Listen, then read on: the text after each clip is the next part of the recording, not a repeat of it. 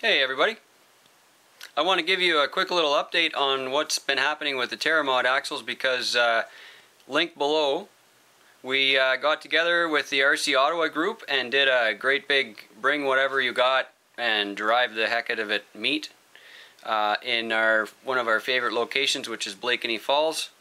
Really nice spot, and the video link is below, so have a look at that. And we had a real good run with the TerraMod axles, and a couple of you guys have asked us, you know, it'd be really cool if you could post up some kind of a review-ish kind of a video, so not only do you get to see the production units and how we decorated them, but also how they're managing to handle all the rock bashing and everything. So I'm going to show you what's going on with the Jeep.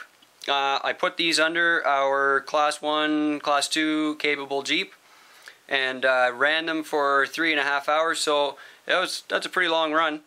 And except for my locker screws coming out of the front, everything held up really well, and I'm going to show you in detail with my good camera exactly what kind of axle wear there is and how things look right now. So I'm going to turn the camera to the truck and we'll keep talking about what's going on with these axles. Here's the stuff. So this is the Jeep there that I was running, as you saw in the video, link below. And here's what's going on with these axles. So let me flip this over here so you can actually get a good look underneath. And I don't mind driving the truck that's well built and kind of driving it hard and making real good use of it. So these have a lot of trail rash, rock rash on them, and you can kind of get a bit of an idea here what happens to the housing after you get them rock bashed. I mean, this is upside down here, so you can't really see that, but let me see if I can put it in the light here. Ooh, that's better. So they still look great. You can see here in one spot here, somehow I put some kind of a huge dent in it, smashing into some kind of a rock, and then a little bit of the white nylon base comes out. You can see the white nylon through there, so a little touch up of paint. And there's a little tiny scrape here where the gray on the skid has washed off. I'll put a little bit of new paint on there. And washed off, that's a joke, I mean scratched off. So a little bit of rock rash here, but obviously not enough to even take off my decoration paint. And if we look down at the bottom, we got the same thing here on the bottom. This is still well and good, and there's a couple of little tiny scratches on the sides here that have shown a little tiny bit of white nylon through, but basically the housing is still all intact. And these got really well used, really well used. I mean, I didn't really try to.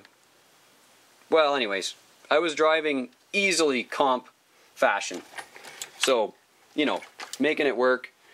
Joey and I had a little push contest here, so I made use of my stinger, and I really worked it hard. And the truck had a couple of big rollovers and went down a couple of cliffs and stuff. So you know, it's pretty tough, but. At the end of the day, I think there's more than enough to show off there. I mean, there's only maybe 3.5 hours of running on the truck, but I think it gives you a real good idea of what's up with the axle housings and the kind of quality material that they are. Of course, I mean, I had no issues with reliability with the axle housings at all. They're really tough. When they're all built up, they're easily as strong as an axial SEX housing, so I don't think you guys are going to have any problem with them as far as, you know, regular plastic housing kind of use. In fact, in some ways they may actually be stronger because the tube is really thick. There's a small hole in the middle and the tube is really big, and there's thick plastic in there, so it's pretty strong.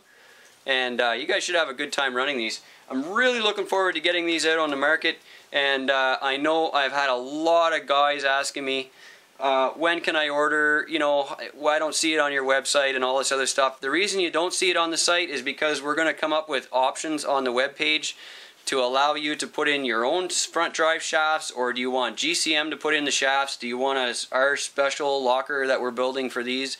Do you want to use your own locker from an SEX? So there's going to be a whole bunch of options on there. You can buy that. The housings are going to come all black, like you've already seen. Here's some black housings here.